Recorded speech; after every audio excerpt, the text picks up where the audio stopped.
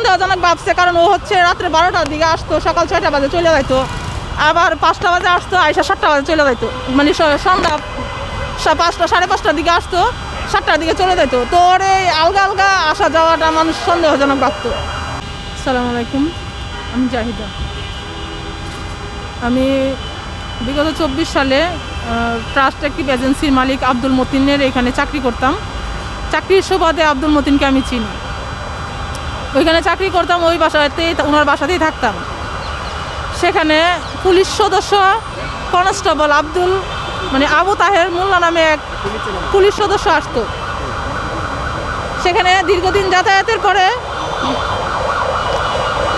আমার সাথে পরিচয় হওয়ার সূত্র ধরে আমার কুপ্রস্তাব দিয়েছিল। আমি ওনার কুপ্রস্তাবে রাজি না হইলে উনি আমারে বিয়ের প্রস্তাব দিছে মতিনের কাছে, আব্দুল মতিনের কাছে, ট্রাস্ট অ্যাক্টিভ এজেন্সির মালিক আব্দুল মতিনের কাছে উনি আমারে বিয়ের প্রস্তাব দিছিল। পরে আমি ওনার বিয়ের প্রস্তাব রাজি না হইলে আমার ট্রাস্ট অ্যাক্টিভ এজেন্সির মালিক আব্দুল মতিন বিভিন্নভাবে আমার মানসিক চাপ সৃষ্টি করছে। কারণ যেহেতু ঢাকা শহরে আমার আর কেউ নাই, কোথাও যাওয়ার জায়গাও নাই, তো সেই জন্য আমি নিরুপায় হয়ে এক সময় ওনার এই মতিনের প্রস্তাবে, আবু তাহের মোল্লা যে মতিনের কাছে বলছে যে জাহিদারে দিয়ে বিয়ে করায় দেন।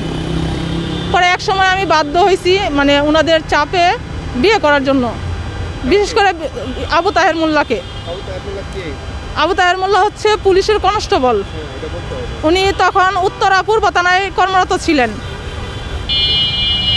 এসি ফখরুল স্যারের পিএস হিসেবে উনি ওইখানে কর্মরত ছিলেন। উনি বিপি নাম্বার, আইডি কার্ড এবং ওনার বিশ্বাস অর্জন করার জন্য যা যা দেওয়ার দরকার ছিল উনি সবই আমাকে দিয়েছিল। এবং ওনার অফিস সবাইকে আমার চিনেছে, এমনকি ওনার চাচাতো ভাই, ওনার বেস্ট ফ্রেন্ড সবার সাথে আমার কথা বলাই দিছে। কেউ বলে নাই যে তার বউ আছে। সে তখন একদম সবাই আমাকে বলছে যে তার বউ মারা গেছে। হ্যাঁ, এই জন্য আমরা সবাই চাপ সৃষ্টি করে বিয়েটা করাইছে। মতিনে টাকা খাইছে, টাকা খাইয়া বলছে যে 10 লাখ টাকা কাবিন দিয়ে বিয়েটা করেন। আমারে 25শে এপ্রিল 2024 সালের আবু তাহের মোল্লার সাথে মতিনে পাঠাইছে কোর্ট ম্যারেজ করার জন্য। পরে তাহের আমার নিয়ে কোর্টে আসছে, আমার 2 তলায় নিয়ে সাইন দিতে বলছে, আমি শুধু সাইন দিছি। পুলিশ সদস্য কনস্টেবল আবু তাহের মোল্লা উনি তখন কোর্ট ম্যারেজ করার পরে নিয়ে যায় মতিনের বাসায়। সেখানে হুজুর দিয়ে বিবাহ সম্পন্ন করার পরে উত্তরা ওনার কিছু আত্মীয় স্বজনের বাসায় নিয়ে কয়েকদিন রাখে। পরে আগস্টের 1 তারিখে বনানীর দিকে আইসা বাসা নিয়ে সেখানে দীর্ঘদিন একসাথে আমরা স্বামী স্ত্রী হিসেবে বসবাস করি। ওনার ভাড়া বাসায়, ওনার আইডি কার্ড দিয়ে উনি বাসা ভাড়া নিচ্ছে, স্বামী স্ত্রী পরিচয় দেওয়া, ওই বাসায় আমাকে রাখে। একের অধিকবার উনি শারীরিক সম্পর্ক করছে আমার সাথে। কিন্তু আমি ওই কোর্ট ম্যারেজটাকে কাবিন ভেবে ওনার সাথে আমি সংসার করছি। যখন আমাকে কেউ বলছে যে এটা কোর্ট ম্যারেজ, এটা বিয়ের কাবিন না, তখন আমি ওনারা যখন কাবিনের জন্য চাপ দিলে উনি বিভিন্ন তালবাহানা করে এক পর্যায়ে উনি চলে গেছে। বলছে ঈদের ছুটি থেকে আয়সা উনি কাবিন রেজিস্ট্রি করে দিবে, কিন্তু উনি কাবিন রেজিস্ট্রি করার বদলে তখন ওনার প্রথম স্ত্রী বের হয়েছে। প্রথম স্ত্রী এবং প্রথম স্ত্রীর বড় ভাই আমাকে ফোন দিয়ে অনেক হুমকি দামকি দিছে, অকথ্য ভাষায় গালাগালিও করছে। এমনকি আমার ডাইকা নিয়া 25শে জুন রাত প্রায় 9টার পরে আমার ট্রাস্ট অ্যাক্টিভ এজেন্সিতে ডাইকা নিছে মতিনের অফিসে, আজিজ সড়কে। ডাইকা নেওয়ার পরে ওইখানে যাই দেখি যে ওইখানে আমি গেছি, আমার যাওয়ার আগেই আবু তাহের আসছে, ওনার প্রথম স্ত্রী আসছে। পরে আমি ওই অফিসে ঢুকতে ওখানে প্রায় 30-40 জন মানুষ আমার পিছনে গেছে, যায় ওখানে আমার মাঝখানে ফেলাইছে। ভিতরে আবু তাহের এবং তার প্রথম স্ত্রী তারাও ছিল। পরে তারা আমার সামনে মতিনের সাথে একটা কন্ট্যাক্ট করছে, চুক্তি করছে, যেটা আমারে তারা দুনিয়া থেকে সরাই দিবে। এই চুক্তিতে আবু তাহের মোল্লার প্রথম স্ত্রী ওখানে মতিনের 2টা বিকাশ নাম্বারে 48,000 টাকা দিছে। পরে 48,000 টাকা দিছে, ওইখানে ওনারা ব্যর্থ হইয়া পরে সিআইডি হেডকোয়ার্টারে গেছে। ওখানে তার প্রথম স্ত্রীর আত্মীয় স্বজনরা চাকরি করে। ডিআইজি কালাম সাহেব, আঞ্জুমান কালাম নামে একজন ডিআইজি আছে, ওনার নির্দেশে আমাকে ডাকা হয়েছে ওইখানে। আমাকে বলছে যে আপনাকে ডিআইজি স্যার ডাকছে।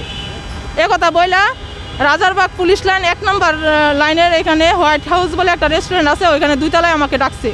ওইখানে আমি আয়সা দেখি আর 7 জন মানুষ উপস্থিত আছে, যেখানে আবু তাহের মোল্লা, তার আপন বড় ভাই, তার বেস্ট ফ্রেন্ড আশিকুর রহমান, তার প্রথম স্ত্রীর বড় ভাই এবং 3 জন সিআইডি ইন্সপেক্টর। আলাউদ্দিন স্যার ডাকছিল আমাকে জিজ্ঞাসাবাদ করার জন্য, বলছে যে আপনার সাথে তাহেরের কি সম্পর্ক, আপনি আসেন, একসময় আমরা শুনবো। এখানে এটা কোনো অভিযোগ ছিল না, কোনো কিছু না। সে ঈদের মধ্যে বাড়িতে গেছে, যায় যখন তার বউরে দিয়ে আমার গালাগালি করাইছে, গালাগালি করায় আয়সা মতিনের অফিসে আসছে প্রথমে 25শে জুন 2025 সালে, মানে কুরবানি ঈদের পরে যখন আসছে তখনকার ঘটনা। প্রথমে মতিনের অফিসে যায় চুক্তি করছে টাকা দিয়ে আমার মারার জন্য, ওখান থেকে ব্যর্থ হয়েছে। ব্যর্থ হওয়ার পরে আমার সিআইডি অফিসে ডাকছে। ওখানে সিআইডি অফিসে আমি যখন আসছি 4টার দিকে, পরে আমার হোয়াইট হাউসের 2 তলায় বসায়া ওখানে আমি উপরে উঠছি, পরে দেখি যে এরা এখানে আর 7 জন মানুষ উপস্থিত আছে। CID sir Alauddin, Krishna sir আছে, মানে সিআইডি স্যার কৃষ্ণ দাস, উনি হচ্ছে ওনার বাড়ি তাহেরের প্রথম স্ত্রীর বাপের বাড়ির লোক উনি। আর হচ্ছে তাহেরের সিনিয়র স্যার হচ্ছে রাকিবুল স্যার, আবু তাহের কনস্টেবল, সে এসবিতে তখন কর্মরত ছিল। এখন আমি বিচার চাচ্ছি। সে আমার সাথে এই যে এপ্রিল মাসের 25 তারিখ থেকে যে বৈবাহিক সম্পর্ক ছিল, সে আমার সাথে স্বামী স্ত্রীর অভিনয় করে যে সংসার করছে, হ্যাঁ, সংসার করে এখন সে প্রতারণামূলকভাবে আমার কাছ থেকে সরে গেছে এবং আমারে এখন মামলা দিয়ে, বিভিন্ন ধরনের মিথ্যা মামলা দিয়ে আমারে হয়রানি করতেছে। আবার আবু তাহের মোল্লা, সে আমার নামে জাল জালিয়াতির বিভিন্ন ধরনের মামলা করছে, মিথ্যা মামলা যার কোনো ভিত্তি নাই। সে আমি তারে উকিল নোটিশ দিয়েছিলাম। উকিল নোটিশ দেওয়ার পরে বলছে যে আমার নাকি উকিল নোটিশের জবাবে বলছে চিনে না বইলা উনি আমার মামলা করে দিছে। আপনার ওই যে আপনার হাইকোর্টের কোর্ট ম্যারেজ করছে, কোর্ট ম্যারেজ করে আপনার সংসার করছেন, তো আপনি কি বুঝতে পারেন না যে কোর্ট ম্যারেজটা এবং যে এটা সাথে ইসলামিক যে একটা দৃষ্টিভঙ্গি, কোর্ট ম্যারেজটাকে আমি কাবিন ভেবে আমি সংসার করছি। আমি তখন বুঝতে পারি না যে কোর্ট ম্যারেজটা আসলে কাবিন না। যখন আমি বুঝতে পারলাম তখন কি আর সাথে কেউ ছিল না? না, আমার সাথে কেউ ছিল না, কিন্তু আবু তাহের মোল্লা কনস্টেবলের সাথে তার একজন ফ্রেন্ড ছিল, তার লোক ছিল, আর মতিনে পাঠাইছিল ওইখান থেকে। মতিনের ওপরে কইছে যা সমস্যা নাই, হ্যাঁ, ওনারা বলে দিচ্ছে ভাই 10 লাখ টাকা কাবিন দিয়েন। ওখানে আমি যখন বনানীতে বাসা ভাড়া নিয়ে থাকি, তখন একদিন হচ্ছে এই ফাইলগুলো বের করছি, তখন বাড়িওয়ালা দেখছে সবাই, পরে বলতেছে যে এটা তো না, কাবিন না, এটা তো কোর্ট ম্যারেজ। কোর্ট ম্যারেজ তো কাবিন না, কাজে দিয়ে রেজিস্ট্রি করেন। হ্যাঁ, ওরা তো সন্দেহজনক ভাবছে, কারণ ও হচ্ছে রাত্রে 12টার দিকে আসতো, সকাল 6টা বাজে চলে যাইতো, আবার 5টা বাজে আসতো, আইসা 7টা বাজে চলে যাইতো, মানে সন্ধ্যা 5টা 5:30টার দিকে আসতো, 7টার দিকে চলে যেত। তো ওর এই আলগা আসা যাওয়াটা মানুষ সন্দেহজনক ভাবতো, এই জন্য তার বিষয়ে খোঁজখবর নিচে, পরে বলছে যে সে প্রতারক হতে পারে। সম্পর্ক ছিলাম মূলত 24 সালের এপ্রিল মাসের যে 25 তারিখ থেকে জুন মাসের 4 তারিখ পর্যন্ত সম্পর্ক ভালো ছিল।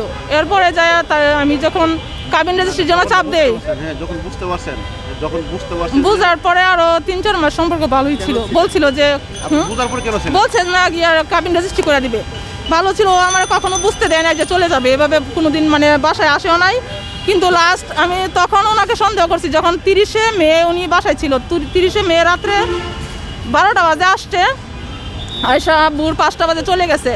এর মধ্যে আমি যখন ঘুমায় পড়ি, তখন উনি আমার ফোনের সমস্ত যত মানে ইমো আছে, হোয়াটসঅ্যাপ আছে, সব ডিলিট করে দিচ্ছে।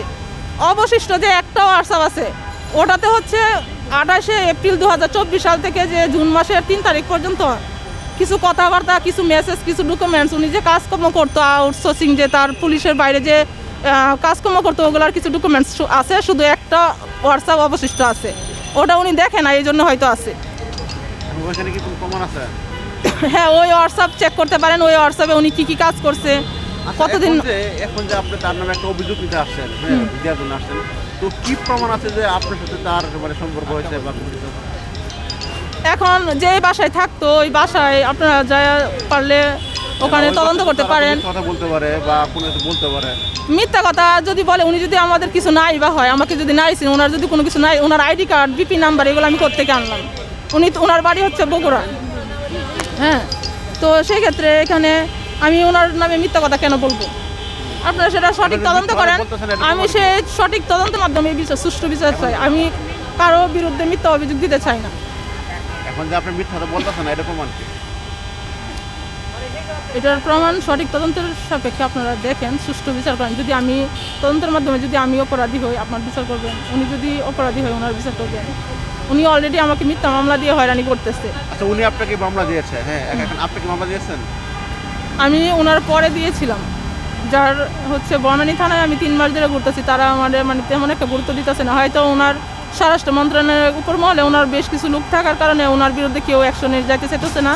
আর ওনার ওয়াইফ যখন বনানী থানার এসআই, তদন্ত যে এসআই আছে, তদন্তের জন্য ওনারা ফোন দিছিল। পরে ওনার ওয়াইফ তারে ফোনে জিয়ারু মামলা দেওয়ার হুমকি দিছিল। আমার সামনেই ফোন দিছিল আবু তাহের মোল্লার নাম্বারে। আবু তাহের মোল্লা ধরে নাই। ওনার প্রথম স্ত্রী ফোনটা ধরছে, ধরে ওই এসআইরে। কোন জায়গায়?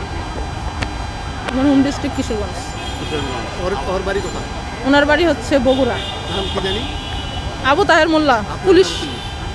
ওর নাম জাহিদা। হ্যাঁ, জাহিদা। জাহিদা। আচ্ছা, আপনার কি এইখানে কি আর কেউ থাকে? আপনার বাবা মা? ঢাকাতে আমার কেউ নেই। কেউ নেই। হ্যাঁ, কি বলছেন? না, মানে আপনাদের হয়েছে জানে না। এটা জানেন নিয়ে আপনি আগে চাচ্ছেন, আপনি কিভাবে আর পরিবারকে কেন বলেন নাই? ঘটনা এই তো একটা বড় না বলেন নাই। বলি না, কারণ হচ্ছে আর 3 আছে। আমি খুবই অসহায় অবস্থায় 80 টাকা কাজ করে খাওয়ার জন্য, তাহলে মানে আপনি কারো বিয়ে শাদী করার জন্য। আপনার 3টা বাচ্চা কি আগের ঘরে ছিল? হ্যাঁ, ব্রাহ্মণবাড়ি ঘরে ছিল। আগের সময় কি করতো?